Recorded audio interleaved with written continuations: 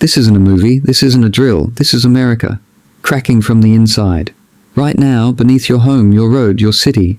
Something is breaking. Not tomorrow, not in 10 years. Right now. You won't hear alarms, you won't see flashing news alerts, because this isn't loud. It's silent, slow, and incredibly dangerous. Scientists are finally admitting it. Not in press conferences, not in bold headlines, quietly, off the record, in lowered voices. America's ground is fracturing from within, not just cracking on the surface, collapsing deep below it. Invisible forces are pulling the land inward, stretching it, weakening it. And here's the part that should stop you cold. 2026 is the danger line. That's the year multiple warning systems intersect. The year models break. The year unlikely becomes possible. What was once predicted for the distant future is now accelerating faster than scientists expected. And most people have no idea. In the next 30 minutes, I'll show you what's actually cracking beneath America, why it's speeding up right now, and the one thing scientists truly didn't expect. The part they're struggling to explain. This isn't fear. This is reality catching up. By the end of this video, you won't just understand what's happening. You'll realize why the silence around it is the most dangerous part. So don't blink, don't skip, stay right here. Because once you see what's beneath your feet, you'll never feel the ground the same way again. Comment "I'm watching" if you're still here. Let's be clear, this is not about potholes, not cracked sidewalks, not surface level damage you can patch and forget. What's failing is far deeper. We're talking about structural breakdown miles below cities, below highways you drive every day, below homes people believe are safe. America's landmass is under pressure, enormous, invisible pressure. Groundwater is vanishing faster than it can be replaced. Massive underground spaces are being emptied. And when that support disappears, the land above it starts to fall inward. Fault systems are shifting, not violently, but constantly. Soil layers are compacting, grinding together, collapsing slowly from the inside. This process has a name, subsidence. And right now, it's accelerating. Entire regions are sinking, not inches over centuries, feet within decades. That's the part most people don't understand. There is no shaking, no warning sound, no dramatic moment. You don't feel it happening, you don't hear it coming, you don't see it, until the damage is already done. Roads begin to warp, pipelines snap under stress, foundations tilt just enough to weaken everything above them, and then one day, a sinkhole opens, a bridge fails inspection, a neighborhood is declared unsafe, sudden collapse. But here's the twist. This isn't happening everywhere. Some regions are becoming high-risk zones, while others remain relatively stable, for now. That uneven pressure makes it worse, because infrastructure doesn't fail evenly, it fails unexpectedly. And that unpredictability is what keeps scientists up at night. Comment your state below. Let's see who's closer to the danger than they realize. Here's what scientists truly didn't expect. This isn't just nature doing what nature does. This is human pressure, stacked, layered, multiplied over decades. Massive groundwater extraction, billions of gallons pulled from underground reservoirs, day after day, year after year. That water wasn't just sitting there, it was holding the land up. When it's removed, empty space is left behind. And nature hates empty space, so the ground responds the only way it can. It collapses inward. Add to that heavy infrastructure, skyscrapers, highways, dams, entire megacities built on land that was never designed to carry that weight. The land is being squeezed, drained, compressed from every direction, and once that underground space collapses, it never comes back. This is the part most people misunderstand. Even if rainfall returns, even if pumping stops tomorrow, even if regulations change, the damage is already locked in. The ground loses its memory, its elasticity, its ability to bounce back. Think of it like crushing a sponge flat. Once it's destroyed, water won't restore its shape. What scientists didn't expect was the speed. This is where things get uncomfortable. What models once predicted for the year 2100 is now unfolding before 2026. Not slightly earlier, not marginally faster, decades ahead of schedule. That means the equations were wrong, the assumptions were wrong, the safety margins were false. Research models are being rewritten in real time. Risk maps are being quietly updated. Language is being softened. You'll notice phrases like low probability, localized impact, long-term concern. That's not reassurance, that's containment. Why? Because panic spreads faster than cracks. Markets react, insurance collapses, property values shift overnight. So warnings get buried in technical language, released late, explained slowly, but underground, nothing is slowing down. The land doesn't wait for press releases. It doesn't care about political timelines.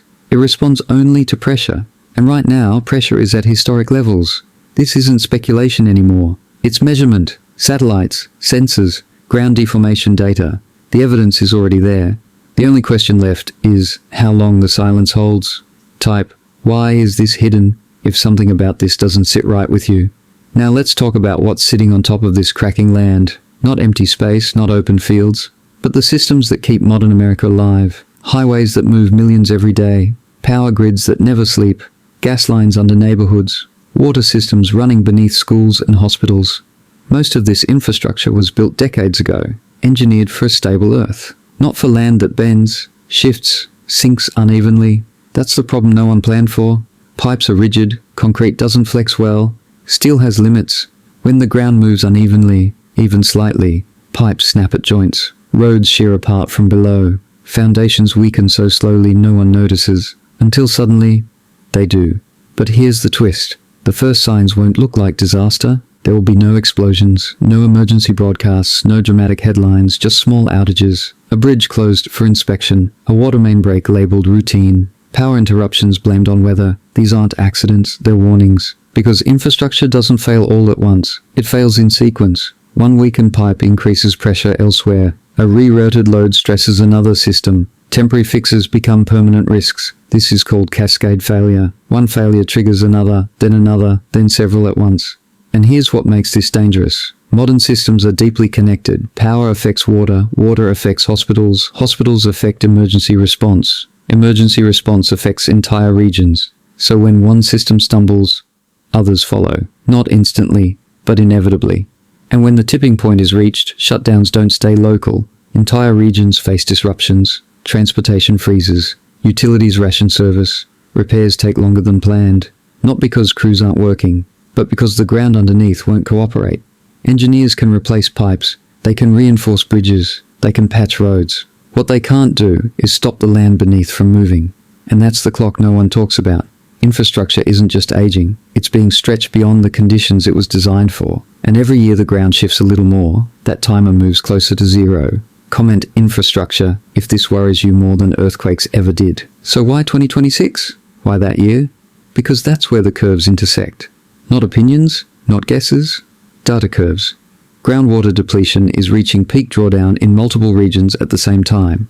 Aquifers that once recovered seasonally are no longer bouncing back. At the same moment, soil compaction thresholds are breaking. Layers that compressed slowly for decades are now locking into permanent collapse. Add climate extremes to the mix. Longer droughts, more intense rainfall events, faster temperature swings. Each one stresses the ground in opposite ways, drying it, then shocking it. And sitting on top of all of this, aging infrastructure reaching its engineered limits. Individually, these problems are manageable. Engineers can adapt to drought, planners can reinforce soil, utilities can upgrade systems, but together they become unstable. This is what scientists call a tipping window, a narrow period where multiple systems are still holding. But just barely. Once that window closes, damage no longer moves in a straight line. It accelerates, small shifts cause large failures, minor stress triggers major collapse, repair cycles fall behind damage cycles. What scientists didn't expect is how many tipping points are stacking at once. Models were built to handle one crisis at a time, one stressor, one variable pushing the system, but now several are activating together. It's not one disaster, it's many, quietly aligning. And alignment is what creates momentum. When groundwater loss weakens soil and extreme weather adds stress and infrastructure can't flex, the system doesn't break politely, it slips, silently, progressively, then suddenly. That's why timelines are shifting forward. That's why language is changing. That's why scientists are more careful with public statements. Because once a tipping window closes, control doesn't return easily. You don't reverse it with funding. You don't fix it with policy. You don't slow it with optimism. You manage the consequences. And that's the part no one wants to say out loud. 2026 isn't the end. It's the point of no easy return. After that, the ground decides the pace. Type 2026 if you feel the urgency building right now. Most people imagine collapse as something dramatic. Explosions, crumbling buildings, emergency sirens. That's the misconception. Real collapse doesn't look like chaos. It looks boring, slow, quiet, administrative. It happens in offices, not on streets. A permit gets denied pending review.